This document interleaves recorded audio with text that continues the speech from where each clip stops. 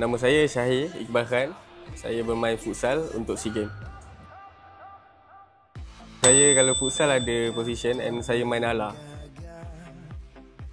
Okey, persiapan terakhir saya of course keep training je and then ikut apa coach training, tactical coach. So kita orang ready untuk SEA Games. Last jumpa mungkin time kelayakan Piala Asia itu. So dah berbulan-bulan dah tak jumpa.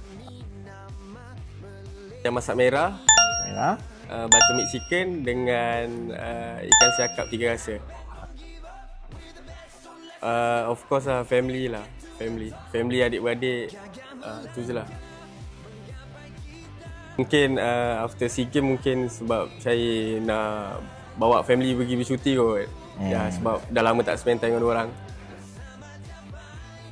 Boleh main bola padang boleh. Badminton boleh. Tu je lah kot. Badminton boleh. Saya buat business kot. Suka berniaga lah.